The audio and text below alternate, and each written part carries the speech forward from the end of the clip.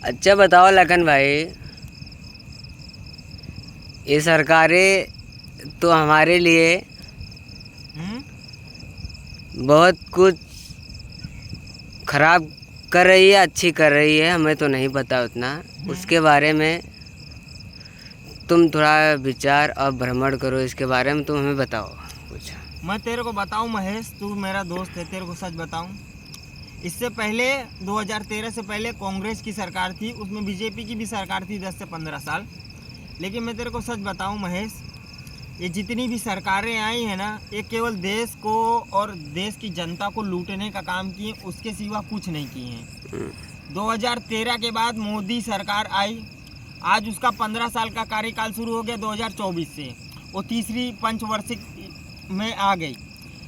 देश में 2013 में तू आंकड़े सर्च कर लेना, 53 लाख करोड़ का कर्जा था पूरे देश में, आज 200 लाख करोड़ के ऊपर कर्जा हो गया है।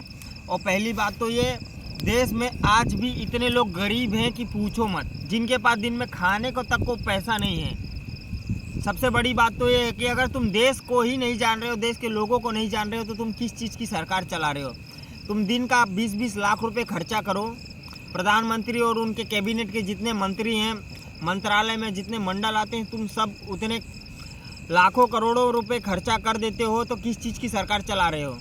आज देश में एक 2010 में या 8 में अर्जुन प्रोफेसर गुप्ता की एक रिपोर्ट आई थी कि जिसमें बताया गया था 2008 में, आज से ज़्यादा 2024 चल रहा है, 16 साल पहले एक रिपोर्ट आई थी जिसमें बताया गया था स्पष्ट रूप से कि भारत में 84 करोड़ लोग गरीब हैं। और बीजेपी आई 2013 के बाद, तो ऐसा तो नहीं है कि उसने बहुत अच्छा कार्य कर दिया, दिख तो रहा है हमें भी, मैं इतना भी वो नहीं बोल रहा हूँ, दिख तो रहा है क्या।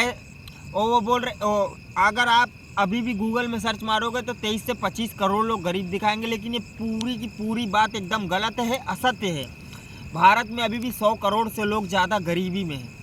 100 करोड़ बहुत बड़ी आबादी होती है। अच्छा कोई बात नहीं, तो हाँ। गरीब सरकार कर रही है, कांग्रेस क्या थी, बीजेपी क्या है, सपा क्या है, बसपा क्या है, इसके बारे में तुम विचार भ्रमण थोड़ा करो। मतलब जितनी भी पार्टियां हैं, मतलब जितने भी पार्टियां हैं, मतलब जो लोगों के मतों को लेके अपनी सरकार चुनना खड़ी करनी चाहती हैं, उसके बारे में पूछ रहा है।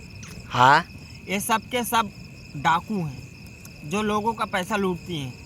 एक महान बहुत बड़े ज्ञानी पुरुष ने कहा था कि ये सब जितनी भी पार्टियां हैं सब डाकू हैं, और मैं उनका नाम भी बोलूँगा, राजीव दीक्षित जी ने कहा था ये सब डाकू हैं, क्योंकि भारत देश अच्छा का ये जो भारतीय जनता पार्टी है बीजेपी, हाँ, ये भी डाकू है।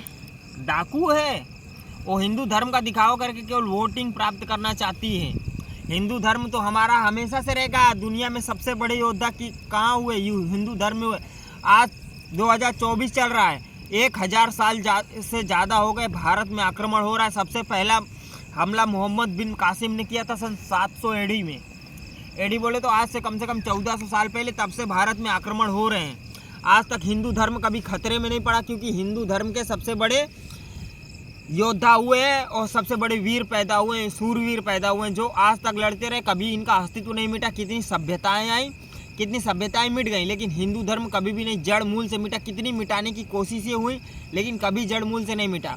मैं आपको स्पष्ट कह देता हूँ, ये जितनी भी पार्टियाँ हैं, मतलब जो लोगों को बोलती हैं कि हम आपका भला करेंगे, हम आपका भला करेंगे, वो आपका भला नहीं कर रही हैं, वो खुद का भला कर रही हैं। ये लोगों ने जितनी भी सरकारें बनी हैं सन 1947 के बाद से आज 2024 तक, 47 प्लस 53 और 24 ये, तो 77 साल हो गए हम लोग को आज़ादी के।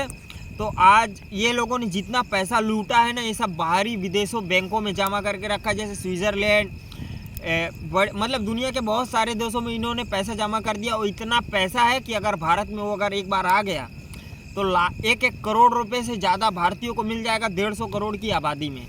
मैं इसमें कोई झूठी बात नहीं बोलता हूँ। अगर तो विकिपीडिया पे ये तो देखो झूठ भी बोलती हैं, लेकिन भारत का काला धन जो विदेशों में जमा है वो 1 ट्रिलियन से भी ज़्यादा है।